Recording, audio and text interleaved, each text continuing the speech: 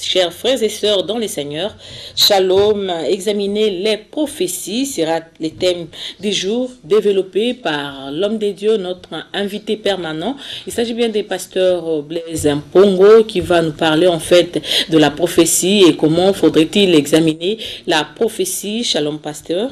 Shalom, mon sœur. Oui, pasteur, nous parlons sur comment examiner les prophéties. Et si vous pouvez d'abord expliquer au peuple de Dieu, c'est quoi en fait la prophétie?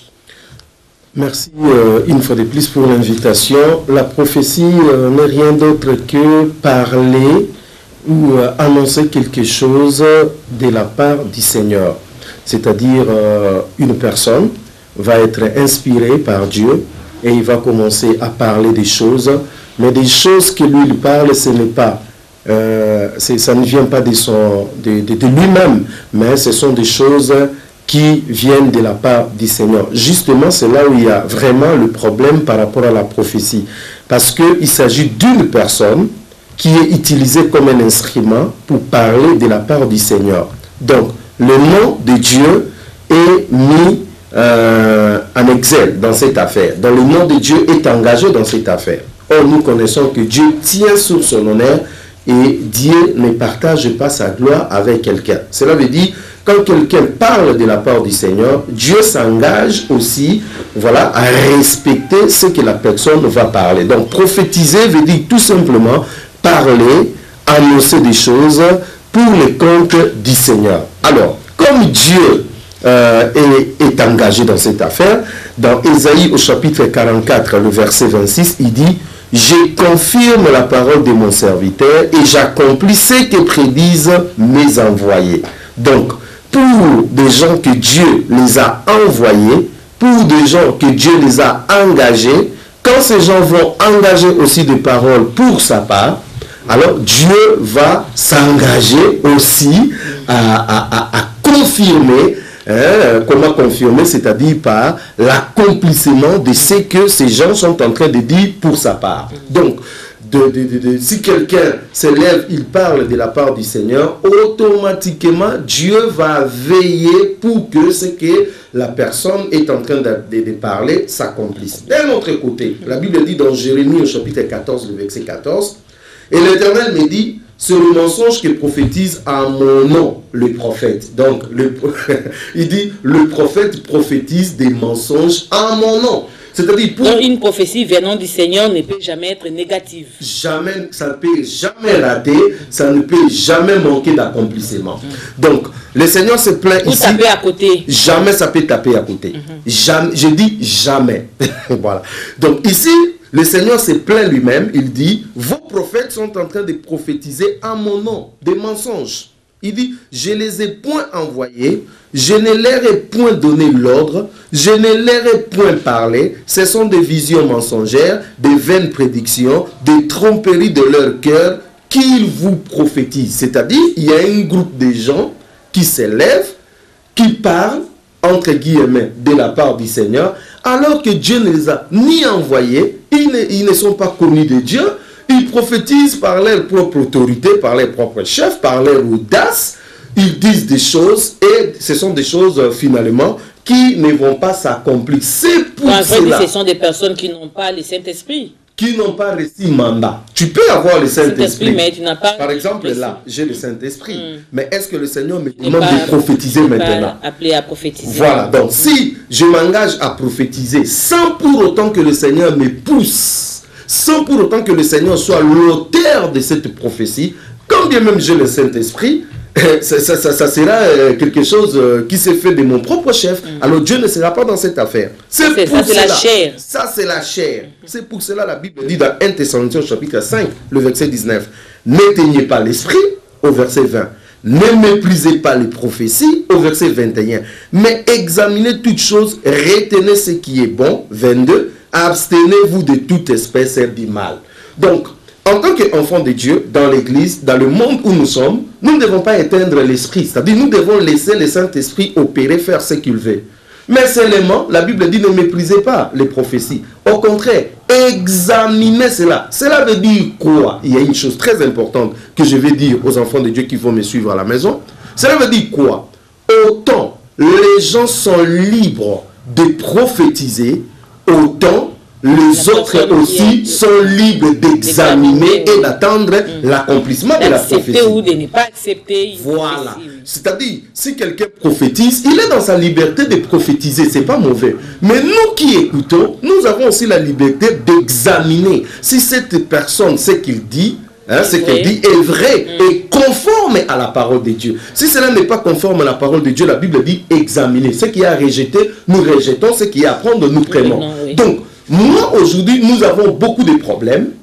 Pourquoi? Parce que lorsque quelqu'un prophétise, la plupart des enfants de Dieu se contentent à écouter et c'est fini. Non, il ne suffit pas d'écouter, mais de garder cette prophétie jusqu'à l'accomplissement. Si la prophétie trouve son accomplissement, mettez-vous à genoux, bénissez le Seigneur, du Seigneur, tu es le Dieu qui annonce des choses et qui s'accomplit. Et pasteur, cet accomplissement peut prendre combien de temps? Ça dépend. Il y a des prophéties, le Seigneur peut dire, le Seigneur dit par exemple, dans les derniers jours, il y aura des temps difficiles. Les derniers jours, c'est les temps où nous sommes maintenant. C'est plus de 2000 ans.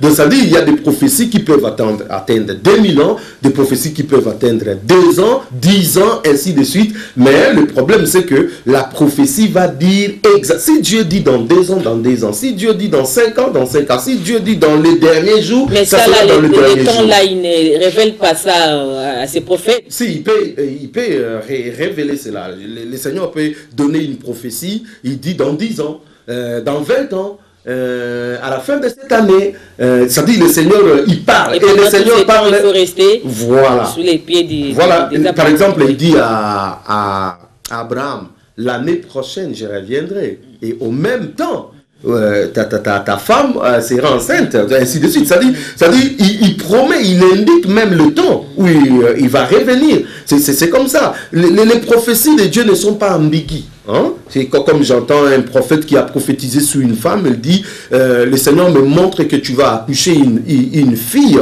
mais s'il te fait vraiment grâce, tu vas accoucher un garçon. Ça c'est une blague, ça c'est une aventure. Donc c'est-à-dire la personne ne peut, ça c'est un faux prophète. C'est-à-dire c'est une prophétie ambiguë. C'est une prophétie qui n'engage pas Dieu. Dieu ne parle pas comme ça. Dieu dit tu vas accoucher une fille, ou Dieu dit tu vas accoucher un garçon, ou Dieu dit tu vas accoucher des jumeaux, une fille et un garçon. Dieu précise. Dieu, c'est un Dieu de précision. Mais aujourd'hui, des gens sont dans la liberté d'annoncer leurs prophéties, mais ils ne veulent pas que nous puissions examiner, ils ne veulent pas que nous puissions attendre l'accomplissement. Si tu viens, tu dis non, cette prophétie n'a pas trouvé l'accomplissement, on va te dire non, tu es en train de combattre cet homme, tu es contre lui. Mais attends, tu étais libre de prononcer cette parole-là dans une conférence, dans un micro, publiquement, mais laissez aussi nous autres publiquement confirmer ou ne pas confirmer si cette prophétie était venue de Dieu. En fait, c'est ça, en fait, la prophétie.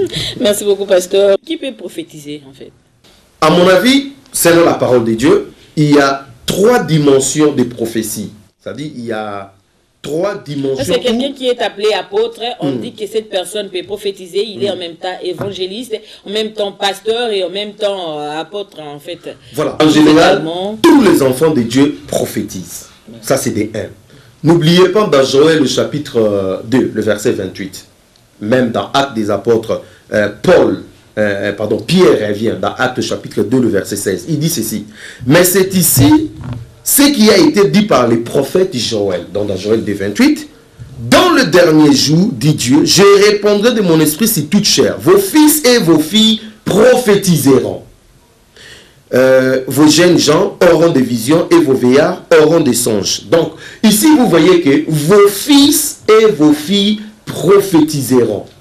Prophétiser ici, dans la première dimension, veut dire parler sous l'inspiration de Dieu. Parler de la part de Dieu. Donc, une personne qui parle de la part de Dieu, qui parle sous l'onction de Dieu, qui parle sous la direction de Dieu, est en train de prophétiser. Ça, c'est déjà d'une façon générale. Cela veut dire que tout le monde peut prophétiser. Prophétiser ici, c'est parler sous l'onction de Dieu. Interpréter la parole de Dieu aussi, c'est prophétiser. Quand je dis prophétiser, c'est-à-dire celui qui parle. Celui qui interprète, il est en train juste d'aider l'auditoire. C'est-à-dire, vous prenez la Bible, vous lisez un verset et puis vous interprétez ces versets. Si vous prêchez, si vous enseignez, en fait, en général, c'est déjà prophétisé. Parce que vous êtes en train de parler sous sous l'onction de Dieu. Vous êtes en train de parler sous l'inspiration de Dieu. Donc, ce verset veut dire, de façon générale, ceux qui parlent de la part du Seigneur sont en train de prophétiser. Dans la deuxième dimension, la prophétie, c'est seulement ceux qui ont les dons de la prophétie. Parce que dans la parole de Dieu, tout le monde n'a pas reçu le même don. Lorsque vous allez par exemple dans 1 Corinthiens au chapitre 12, on parle des dons spirituels. La Bible dit à un autre le don de parler en langue, à un autre de guérison, ainsi de suite. Et parmi ces dons, on parle aussi les dons de la prophétie. Alors, pourquoi Dieu a mis ces dons de la prophétie? Dieu a mis les dons de la prophétie, il explique ça dans 1 Corinthiens au chapitre 14, le verset 3, il dit, celui qui prophétise au contraire parle aux hommes, les édifie, les exhorte, c'est-à-dire les encourage, les console, c'est-à-dire la personne qui prophétise, qui a les dons de la prophétie dans l'église, est là pour encourager, il est là pour édifier, il est là pour consoler. Vous voyez, la deuxième dimension, c'est vraiment des personnes qui ont reçu le don de la prophétie. Comment on reçoit ces dons, pasteur? Chaque chrétien a reçu un don. Peut-être que les chrétiens ne savent pas les dons qu'il a reçus. Il arrive même pour des chrétiens d'avoir plusieurs dons avec eux. C'est-à-dire, le Saint-Esprit nous donne ces dons par rapport aux besoins qui sont devant nous. Et là, maintenant, le Seigneur vous donne cette capacité d'être apôtre, d'être... Non, là, je suis encore dans le don. Je ne suis pas encore dans le ministère. Donc là, maintenant, le Seigneur te donne la capacité de guérir. Là, vous pouvez avoir un don de guérison. Vous pouvez avoir le don d'interpréter des langues. Vous pouvez avoir un don de discernement des esprits, un don de foi, ainsi de suite. Donc, vous voyez que ça, ce sont des dons. C'est-à-dire des choses spécifiques que Dieu donne à certaines de ses enfants dans l'église, dans le but d'exhorter, dans le but de consoler, dans le but d'édifier. Ça, ce sont des gens qui prophétisent. Et souvent, la personne qui a les dons par rapport à celui qui a les ministères il y a une grande différence. Souvent, lorsque ces dons se manifestent dans l'église, quelqu'un prophétise, nous disons directement c'est un prophète. En réalité, ce n'est pas vraiment un prophète. C'est juste quelqu'un qui a reçu un don de prophétiser. Qui a eu un message. Voilà, qui a reçu un message, il lui donne. Voilà. Mais ce n'est pas vraiment un prophète au sens vraiment du terme.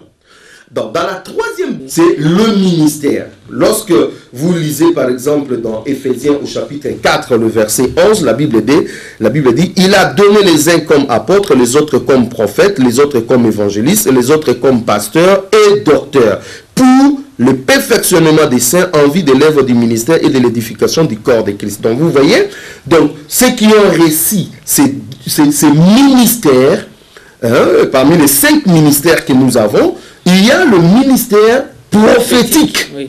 Vous voyez, le ministère prophétique. Et le ministère prophétique sont là pour quoi?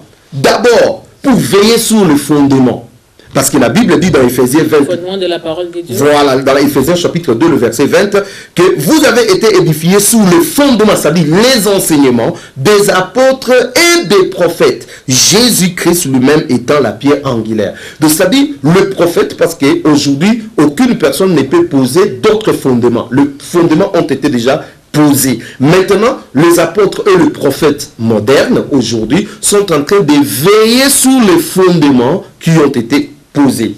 Deuxièmement, le ministère prophétique est là aussi pour expliquer la prophétie. Nous avons le livre de Daniel, nous avons le livre d'Apocalypse, nous avons beaucoup de choses qui trouvent leur accomplissement aujourd'hui. Et bien, tous ces ministères prophétiques sont là, normalement, pour expliquer cela. Parce que nous avons l'exemple de Daniel. Daniel, qui était un prophète, mais la Bible dit, il était vexé dans les Écritures, il lisait un autre prophète qui était le prophète Jérémie, jusqu'à ce qu'il a compris que la captivité des enfants d'Israël à Babylone ne pouvait faire que 70 ans. Donc, le prophète aujourd'hui doit plonger vraiment dans la parole pour nous expliquer au fait les accomplissements des prophéties bibliques. Nous aujourd'hui dans l'église, nous ne comprenons pas les djihadistes à gauche, les crises à droite, mais qu'est-ce qui se passe? Mais les prophètes doivent se lever pour nous expliquer en fait où nous sommes, qu'est-ce qui se passe, ainsi de suite. Et la troisième des choses, c'est que les prophètes peuvent aussi annoncer des choses qui doivent arriver dans notre pays, en Afrique, dans l'église, ainsi de suite. Des prophètes peuvent aussi annoncer. Donc, prophète n'est pas seulement celui qui regarde et qui voit l'argent de quelqu'un dans la poche. Non, prophète, c'est plus, le ministère prophétique, c'est plus grand que ça. C'est veiller sur le fondement, c'est expliquer en fait les prophéties antérieures. C'est aussi annoncer des choses qui arrivent. Ce n'est pas borné en train de rançonner les gens de l'argent. Ça, c'est vraiment passé à côté. Merci beaucoup, pasteur. Une prophétie peut-elle être annulée? Une prophétie peut être annulée lorsque de nouveaux éléments entrent en jeu. Je donne un exemple. Dieu dit au prophète Ésaïe, va vers le roi Ézéchias, dis-lui de donner des ordres. C'est un langage qui veut dire, dis-lui il va mourir, il doit laisser en fait se préparer. C'est ça, donner des ordres. Et le prophète Ésaïe, il va vers le roi. Il dit, le Seigneur me dit de te dire, donne des ordres parce que bientôt tu vas partir. La Bible dit, Ésaïe était en train déjà de partir. Il était déjà dans l'extérieur. Et qu'est-ce qui se passe? Ce qui se passe, c'est que Ézéchias, qui a reçu cette prophétie, commence à pleurer, commence à négocier avec Dieu. Vous comprenez? Bon, dis-moi, ceux qui ont écouté cette prophétie, ils sont partis avec quelle intention? Avec qu'est-ce qui est resté dans leur tête? C'est-à-dire le message que le roi devait mourir. Mais au moment où Ézéchiel a négocié cela, Dieu renvoie encore Ésaïe pour la deuxième fois, pour annuler ce qu'il avait dit auparavant. Vous voyez, c'est-à-dire, lorsqu'il y a de nouveaux éléments qui entrent en jeu, une prophétie peut être annulée. Deuxièmement, vous avez le cas par exemple de Jonas quand il est parti à Ninive. Il crie dans les rues de Ninive, en 40 jours, si voilà, Ninive ne se répand pas, eh bien Ninive sera détruit. Et dans 40 jours, ce qui s'est passé, c'est que Ninive n'était pas détruit parce que les gens de Ninive se sont repentis. Donc il y a un nouveau élément qui est entré en jeu, c'est la repentance. Donc vous voyez que lorsqu'il y a de nouveaux éléments qui entrent en jeu, Dieu peut tenir compte de cela et annuler aussi la première prophétie. Deuxièmement, il y a des prophéties qui sont des prophéties conditionnelles. Dieu te dit, si tu fais ça, moi je ferai ça. Bon, il arrive que toi tu n'as pas fait ça. Est-ce que cette prophétie va trouver l'accomplissement? Cette prophétie ne va pas trouver l'accomplissement parce que vous n'avez pas rempli votre part de responsabilité. Donc, de telles prophéties peuvent être annulées. Mais des prophéties qui sont claires, des prophéties qui sont nettes, ça ne s'annule pas, eh bien, les gens doivent rester attendre l'accomplissement de cette prophétie. Que ça soit en bon ou en mauvais. Voilà, les gens, parce que toutes les prophéties ne viennent pas seulement pour nous faire du bien. Il y a des prophéties qui annoncent le malheur, il y a des prophéties qui annoncent aussi le bonheur. Donc ça dépend de la manière. Le Seigneur peut te dire que non, par rapport à ce que tu fais, je vais te tuer. Ben, nous ne savons pas exactement. Tu changes ta position. Voilà. Mais si tu changes ta position et que tu implorais Dieu de tout ton cœur, quelque chose peut changer. Vous voyez, parce qu'il y a un nouveau élément qui entre en jeu. Mais si tu restes dans ta position, eh bien, la prophétie va s'accomplir. Eh bien, c'est ça. Mais il y a aussi d'autres prophéties, comme déjà Dieu dit, ça ne change pas. Voilà, tu vas tomber par là. Une prophétie peut-elle s'accomplir sous une autre forme? C'est difficile que la prophétie s'accomplisse sous une autre forme. Mais c'est plutôt avoir l'intelligence de comprendre la manière dont la prophétie s'est accomplie. Ça, c'est un problème. Je vous donne un exemple. Le scribe, le pharisien ont appelé les disciples de Jésus. Il dit, ce que vous êtes en train de dire, Jésus est le Messie, ceci, cela, ce n'est pas vrai. Parce que la Torah dit, avant que le Messie arrive, il faut que Élie vienne d'abord. Ça dit, ils étaient confiants par rapport à cette prophétie. Alors, les disciples, ils ont dit, en bon, ce que les scribes et les pharisiens disent, c'est quand même correct. Eh bien, nous allons aller voir Jésus. Ils sont allés voir Jésus. Ils disent, ben, pourquoi les scribes et les pharisiens disent que avant que le Messie vienne, il faut que Élie vienne. Donc, en gros, ils ont mis un peu en doute Jésus-Christ. Mais où est Élie qui est venu? Alors, Jésus-Christ les regarde et dit, Élie est venu, mais ils n'ont pas reconnu. Et ils ont compris qu'il parlait de Jean-Baptiste. Donc, Élie qu'ils entendaient, c'était Jean-Baptiste. Donc, la prophétie s'est accomplie normalement, seulement et ils n'ont pas eu l'intelligence de comprendre la manière dont la prophétie devait s'accomplir. Jésus lui-même, il était un scandale. qui a cru que Jésus-Christ était le Messie? Alors que les Juifs avaient toutes les prophéties devant eux. Pourquoi? Parce que dans leur tête, ils croyaient déjà un Messie qui va déchirer le ciel, qui va descendre, et le Messie n'est pas venu comme ça. Il va faire trembler la terre. Voilà, donc la prophétie va s'accomplir telle que Dieu a dit. Maintenant, nous devons avoir l'intelligence de voir comment est-ce que cette prophétie s'accomplit. Pasteur, que faire du faux prophète ou comment un chrétien doit se comporter face aux faux prophètes? Dans l'Ancien Testament, quand vous lisez par exemple dans Deutéronome au chapitre 18 et dans Deutéronome au chapitre 13, on nous parle ce qui est d'abord le faux prophète et comment traiter un faux prophète. Normalement, un faux prophète mérite la mort. Donc, pas midi 14h. Et là, j'aimerais préciser encore quelque chose. Et là, j'aimerais encore préciser quelque chose. Toute prophétie qui ne trouve pas d'accomplissement est considérée comme une fausse prophétie. Et la personne qui a prononcé cela, c'est un faux prophète. Il n'y a pas midi 14h. C'est-à-dire, si vous donnez une prophétie et que la prophétie ne s'accomplit pas, votre prophétie est une fausse prophétie. Et vous, la personne, même si vous avez l'habitude de prophétiser vrai, mais pour ça, vous êtes considéré un faux prophète. Et dans l'ancienne alliance, c'était tout simplement la mort. On doit vous tuer. Mais aujourd'hui, on ne tue pas. Mais nous devons dénoncer ces gens-là. Ah ben oui, il faut dénoncer ces gens-là. Comment les dénoncer, pasteur? Mais il faut crier très haut. Un prophète a prophétisé dernièrement que la France devait remporter la Coupe d'Europe. Et ce n'est pas la France qui a remporté la... Bon, voilà. Je n'ai pas besoin de savoir. Et maintenant, ce n'est pas la France qui remporte la coupe, c'est le Portugal qui remporte la coupe. Ça, c'est un désordre. C'est un faux prophète. Donc, normalement, une personne comme ça, il faut les dénoncer. Il faut crier très fort. Il faut demander aux gens de ne pas le suivre. S'il a une église, il faut demander aux gens de sortir de cette église. Par rapport aux faux prophètes, regarde ce que Dieu dit. Parce que on doit d'abord cerner c'est qui le faux prophète. Un faux prophète, selon Deutéronome 18 et Deutéronome 13, c'est celui qui vous dit des choses et des choses qui ne sont pas vraies. Parce qu'il y a aujourd'hui des prophètes qui vous disent le Seigneur est en train de me montrer, à 7 ans, tu as perdu tes parents. Et bien, tu te regardes comme ça, tu dis, moi, je n'ai pas perdu mes parents. En ce moment-là, c'est un faux prophète. Il te dit des choses qui ne sont pas correctes. Et il dit ça au nom de Dieu. C'est un faux prophète. Il faut l'arrêter, lui dire, monsieur, arrête tes bêtises, tu es un faux prophète. Deuxièmement, un faux prophète, c'est celui qui annonce des choses et des choses ne trouvent pas d'accomplissement. Il te dit, avant la fin de cette année, tu seras grosse. Et vous arrivez à la fin de l'année, il n'y a rien. Vous rentrez chez lui et puis il te dit, non, parce que tu n'avais pas donné une offrande, machin. C'est un faux prophète. Ce qu'il t'a dit n'a pas eu d'accomplissement. La prophétie avait-elle une condition? Non. Est-ce que la prophétie avait une condition? Non. Mais la prophétie était claire. Avant la fin de cette année, tu seras grosse. À la fin de l'année, la personne n'est pas grosse. C'est une fausse prophétie. C'est-à-dire une fausse prophétie, c'est une prophétie qui ne trouve pas d'accomplissement.